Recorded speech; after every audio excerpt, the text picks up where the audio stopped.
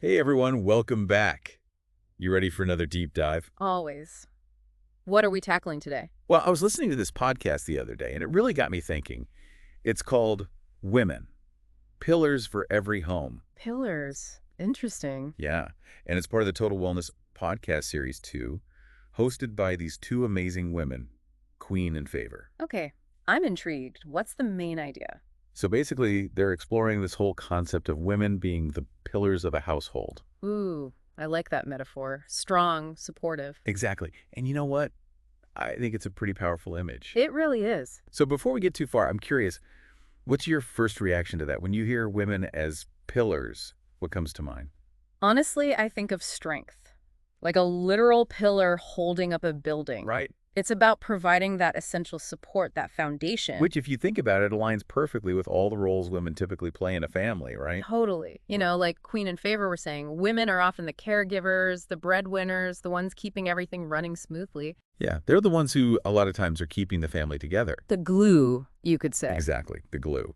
But it's not just about the practical stuff either, is it? No way. Queen actually shared this really touching story about her grandmother. Oh. Her grandmother raised 5 kids all on her own while working as a seamstress. Wow. And Queen's point was it wasn't just about putting food on the table. It was about instilling these core values in her children. Hard work, resilience, kindness.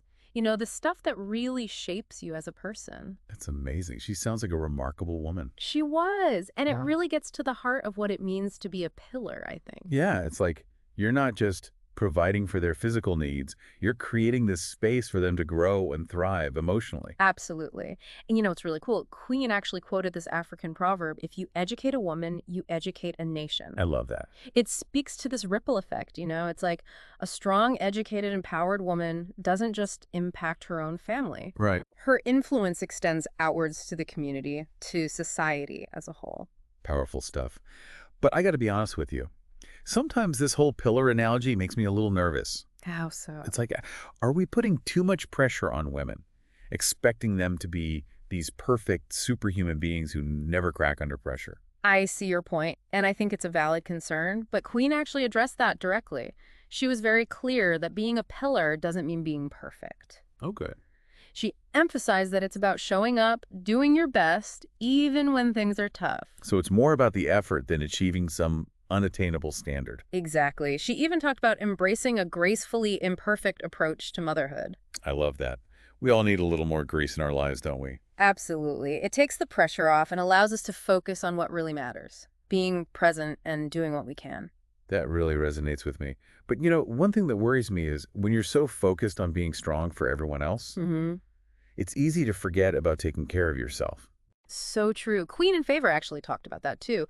They emphasized the importance of self-care, especially for women. What kind of things did they suggest? Well, they were big on even small acts of self-care making a huge difference. Like what? Simple things like taking 10 minutes to read a book, meditating, or going for a walk.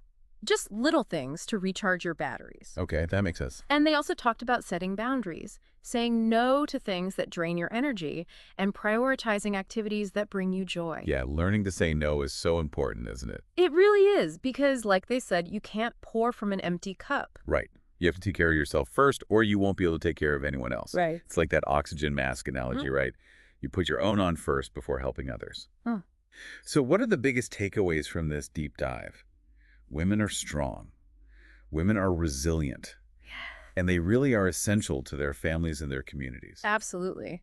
But it's crucial to remember that they need care and support too. Right. We can't just expect them to be these unbreakable pillars without giving them the resources and support they need. Exactly. So this is what I think is important.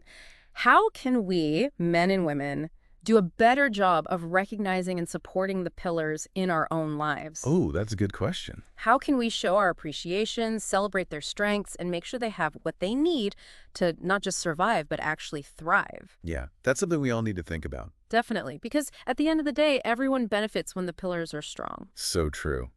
So to all the pillars out there, we see you, we appreciate you, and we're here to support you. Here. And to everyone else, let's make sure we're doing our part. Absolutely. Thanks for joining us on this deep dive, everyone. Until next time, take care of yourselves and each other. Stay strong.